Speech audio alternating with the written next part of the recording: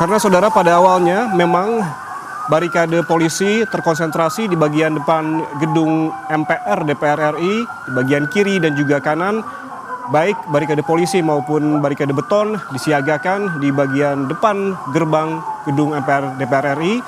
Namun di bagian belakang tadi laporan dari jurnalis Kompas TV, Zefanya Situmeang, tidak tampak ada barikade polisi di gerbang Pancasila maupun tidak tampak ada barikade beton begitu untuk menghalangi massa untuk masuk ke wilayah ataupun lingkungan gedung MPR DPR RI, sehingga massa dengan mudah begitu melempari bagian dalam maupun bagian pintu masuk sepeda motor, melempari dengan batu, melempari dengan botol tadi yang saya lihat, dan juga sebagian berhasil masuk melalui ataupun menerobos palang pintu sepeda motor lingkungan gedung MPR DPR RI. Dan untuk mengetahui situasi terkini, kita langsung bergabung dengan jurnalis Kompas TV Zefanya Situmeang yang memantau langsung di lokasi, tepatnya di gerbang Pancasila.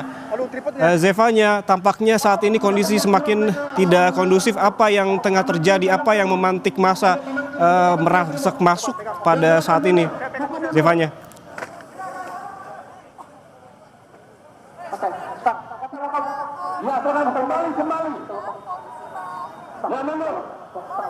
Oke, tampaknya ada kendala audio dengan jurnalis Kompas TV Zefanya Situmeang yang saat ini berada di gerbang Pancasila dekat lapangan tembak di belakang gedung MPR DPR RI.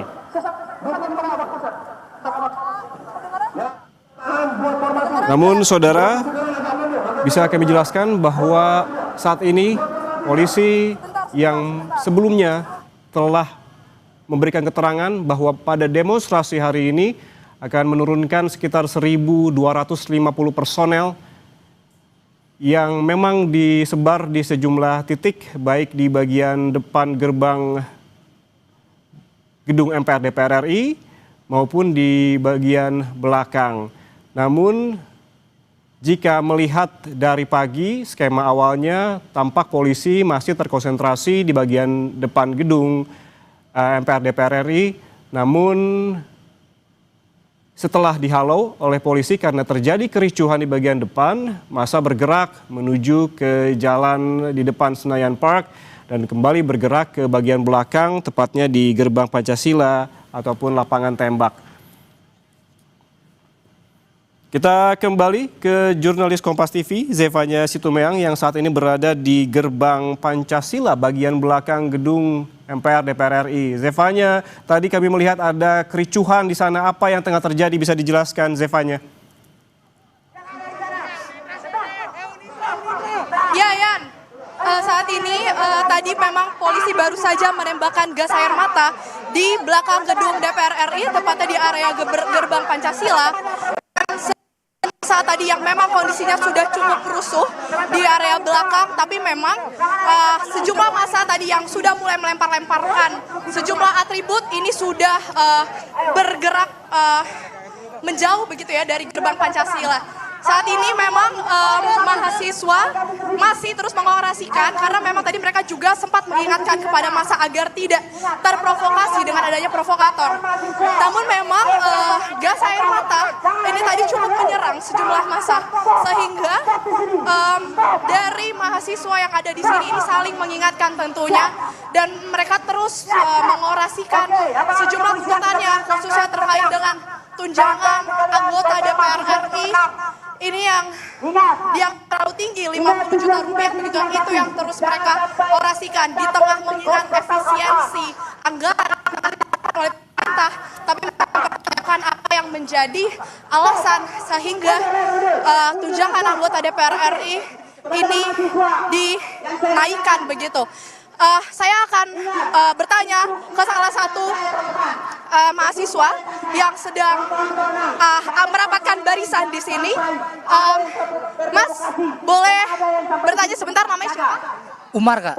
Mas Umar, boleh saya tanya apa yang menjadi titik tuntutan Anda dalam demo hari ini? Oke, baik. Kalau dari aksi kami hari ini, kami membawa nama KBM Uninda berdobrak, di mana ada 12 tuntutan yang sudah kami konsolidasikan, yang mana diantaranya adalah kita menuntut DPR agar mempercepat untuk RUU perampasan aset, di mana hari ini mereka digaji dengan tinggi, tapi kebijakan-kebijakan yang harusnya pro terhadap rakyat dia tidak lakukan. Namun mereka mempercepat RUU yang pro terhadap oligarki sehingga mementingkan kepada oligarki itu sendiri. Dan apalagi Mas, yang saya sempat mendengar dari tadi orasinya ini terkait dengan tunjangan DPR RI yang terlalu tinggi. Apakah ini menjadi salah satu titik berat juga yang akan Anda tanyakan?